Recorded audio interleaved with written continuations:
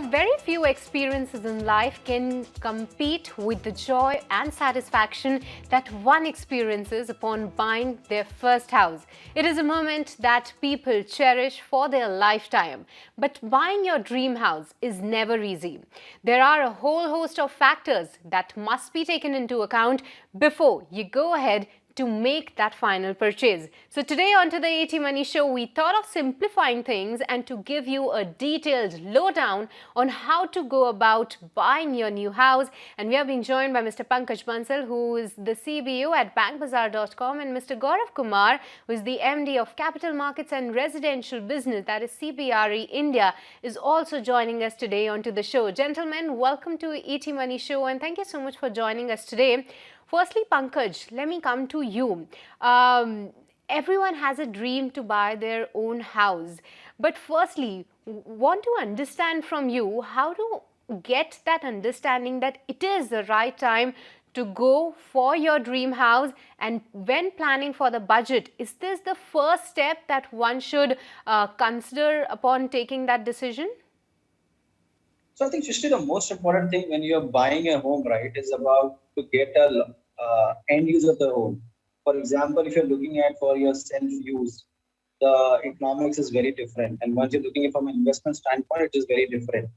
So I think I'll just give a couple of scenarios. So the main factors is that first, what is the end use you're looking at for the home? If it is for self-consumption or is it for investment? If it is for self-consumption, then obviously you'll have to look at factors in terms of mobility, what do you do, where you stay, what kind of commute you have, price, and all that, right? If it is for investment, I would think you need to look at what kind of finances you do look at, because today broadly in the residential market, 2.5 to 3.5% is your rate of return that happens on a rented property. Then third factor is that do you want to invest right now or you want to wait for 3 4 years? So you can do a under construction property as well. So these are the two factors that will decide in terms of whether end use or investment. Second is the pocket in terms of how much money you can shell out on EMIs in how many years. That's something that you have to extrapolate for your own self. When you arrive on those numbers and you need a second co-applicant along with you to raise your overall eligibility. So that's something that you have to ask. And then when you are clear on all these 3 4 points that I've just spoken about, then you can decide that this is the place that I have to take this home loan or I want to take this home. And then you can take it forward from there in terms of the closure of that particular decision that you take. Okay, so all in all, majorly three factors to note. First one is the end use, the other one is the budget that you should decide upon, and the third one is that how do you plan to fund that particular house. But Pankaj, just a follow-up question before I get to Gaurav. What kind of a rental yield in the current scenario should one be expecting if they are looking to take it as an investment purposes in India? On an average, what is the number looks like when it comes to the rental yield? So normally residential yield is about 2.5 to 4% is a normal residential yield that happens. It differs from ticket size also. The larger ticket size, the yield little goes lower. Second is the factor in terms of interest rates, right? Because if my yield is about, let me take a weighted average about 3.5%, right? My home loan rates are about 8.5 to 9.5 now. After this repo rate rise have happened, the last consecutive MPCs that Indian government has done. So I think the differential is like 5 6% in terms of the negative return that you get in terms of this thing. So this appreciation per year has to be very conservatively calculated in terms of if you are making 6 7 8% extra appreciation, hence a positive investment from an investment standpoint. But if it is not there, then obviously there will be a challenge because you run into negative returns when you buy this property. And with the property, you have other charges as well. When you take a home loan, you have processing fee, assessment fee, you have maintenance, all that stuff. So you have to consider it all this payment that you have to make on a property, and then finally arrive at a net number in terms of investment return, and then making what amount of money you're making, on that particular capital asset that you're building.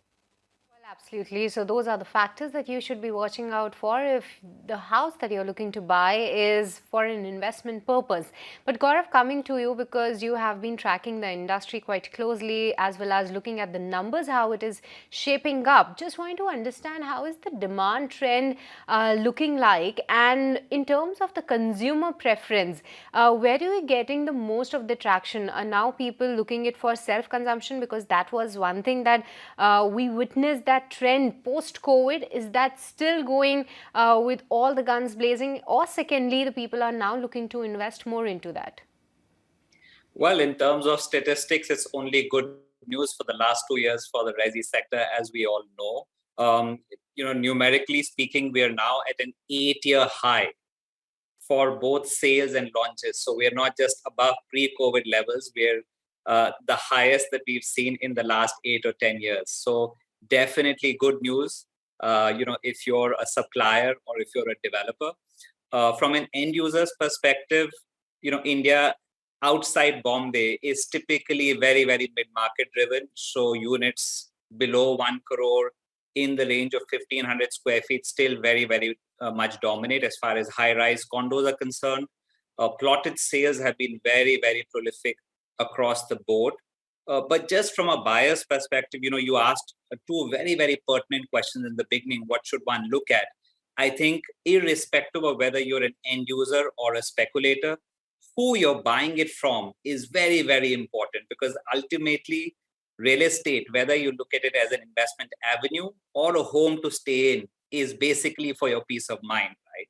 And therefore you want to make sure you get the right product, you get the product delivered in time, and you're not waiting 3, 5 or 10 years for your home. And I think that's been the big difference in buyer mindset over the last 2 years. Since you specifically asked about buyer mindsets, I think the quality of the developer, how liquid he is, how credible he is, what his track record is now very, very much at the forefront of a buyer's decision-making metrics. Number two, no one buys a home only for a yield. Having said that, yields have inched up because over the last 5 or 6 years, most people were deferring their investment decision. Therefore, your rental occupiers in the market has really grown. So for a city like Bangalore, for example, yields are now in the range of 3 to 4%, which was unheard of. Yields were always in the range of 2% in our country. So maybe outside the gateway cities, there is an uptick in the yields as well. But ultimately, quality of counterparty, who you're buying it from, and of course, your investment horizon. If you can't afford a home in the immediate cycle and you need to defer your investment over 3 or 4 years, then buy something under construction from a reputed developer, right? Don't jump into the purchase just because you're seeing prices go high and you have the fear of missing out. I think that is a common mistake we all make. Yes, it was a great time to buy 2 years back, but when you advocated a buying decision 2 years back, it was met with a lot of raised eyebrows. Now that the market has run up, be within your budget. You don't need to take a big home loan. There are avenues available where you can stagger your investment with a credible developer and still enjoy appreciation. Another 2 years of rental yield will not affect you if you buy an under construction asset from the right developer.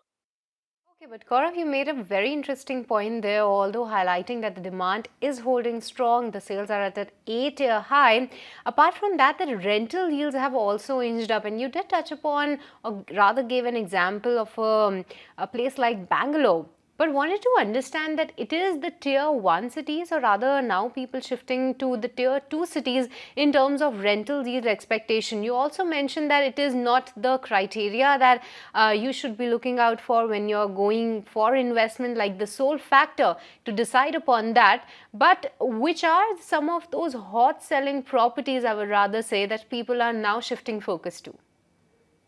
So look, if you're only in for capital appreciation, then plots were a great avenue, but now you've got to calibrate your investment in plots well as well. So, if you were looking at a 2-year time horizon earlier for capital appreciation for plots, one could now look at 4 to 6 years. But plots will still appreciate in the long term. If you are looking at a rental yield with some capital appreciation, then your top 4 or 5 cities are always the best bet. Delhi, Bombay, Bangalore, Pune, followed by Hyderabad, Chennai, and Calcutta in that order. If you're a pure investor, you have to focus on these gateway cities. Tier 2 cities, if you're an end user, sure. But if you're looking at it only as a second home investment or something which just gives you return on capital, then focus on the gateway cities. You don't go wrong. Within the gateway cities, focus on tier 1 locations. Even if you have to pay that 5 or 10% extra, you know that capital appreciation will be solid. You know it's always going to be easy to find a tenant. Even if you invest in tenant improvements, you will get the commensurate returns. So, keep it simple. It's not the reason most people love real estate is it's not a complicated science. It's more an art. It's more like an art, yet again an interesting point. But Pankaj, coming to you, Gaurav did touch upon the due diligence part of it. I'm sure you will agree, but now that one person has decided that he will go to buy a house or a property rather, how should one be looking to finance the same? Whether he should go for self-financing or the other option is through home loan. So what are the pros and cons in both of these, and how to decide that ideal home loan amount? What's your take on that? So broadly, Srishti, if you look at it from an home loan standpoint, it depends on the pocket of the consumer. That's point number one. Point number two is that how much EMI is able to furnish every month going forward when he takes a home loan. And point I would say is that what is the eligibility that he has. For example, if I'm taking 100 rupees property, broadly 80% gets funded, 20% you have to self-fund. So if you have money, obviously my recommendation today, the market is about 8.5 to 9.5 on a steady state currently. Obviously, it can increase further 25-50 basis points going forward. But broadly, this is the number that we look at in terms of the current home loan. It was maybe a year and a half back. It was like close to 5, 6.5, 7 to 8.5. So the interest rates have risen. There is no doubt about it. And further, we're expecting few more rates to high. So obviously, this is a market where you can see a higher interest rate regime, which has happened, right? So point that you have to consider in terms of what is the kind of money you have in the pocket, how much interest you're willing to pay. So that will decide on the tenure of the loan. The lesser the tenure, the lesser the interest you pay. But in case for a comfort perspective also, let me just take for the buyer's perspective, right?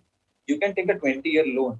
And if you even start paying 5% of your outstanding every year, a very simple mathematical formula that I can propose for these viewers is that even if you pay, you will see end up paying at least 30 to 40% lesser terms that you need to pay. So that loan for 20 years, if you start paying on the very first year, 5% on your outstanding over and above your EMI, you will end up paying in 12 to 14 years broadly in terms of if you do a scattered based approach, the overall debt.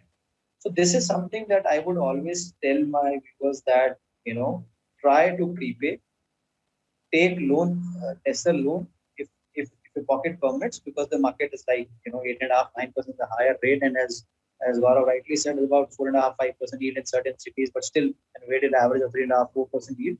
So obviously, from a return perspective, the lesser the loan, the better it is from an outflow perspective on the interest side. So this is something I would like to say. Add the important component, Srishti, is that you should add co-applicants, so that what will happen under 2 IT sections of section, 80C and 24, you can at least get a 3.5 lakhs rebate on tax for both the entities. So if both are earning, like me and my wife are earning, obviously I can take a 7 lakhs kind of a rebate, which is very, very, I would say important for all the buyers which are in the middle income group. It makes a lot of sense to get that rebate of 7 lakh rupees in between both the parties. Plus, if your credit score is above X amount, you get 10-15 basis points reduction in your interest rates. And if there is a woman co-applicant, it again gives you a 10-15 basis points reduction in interest rate. So consider all these points when you are looking at for a loan, and based on these points, you can make a very good deal out of it, and then go ahead with the home loan. If you're able to fund it, it's a complete customer's choice how they want to do it. In terms of if there is an opportunity cost that you arrive around it, it's a call that a consumer can take. So I leave up to the discretion of the consumers. But when we're taking a home loan, I have given you a direction in terms of what should be ideal scenarios for the best interest rates that you can get in from a home loan perspective, and even after the loan, how you should service that loan for a quicker or a lesser outflow for your interest. That absolutely depends on one's capacity. But apart from that, what are the things, what exactly you should be mentally prepared for. Thank you so much for highlighting all those details. But gentlemen, with this we are completely out of time in this edition of the ET Money Show. But we'd like to thank you, Gaurav, as well as Pankaj, for joining us today and helping our viewers understand what are the checkpoints, or what are the points rather, that you should be keeping in mind if you are going to buy your first dream house.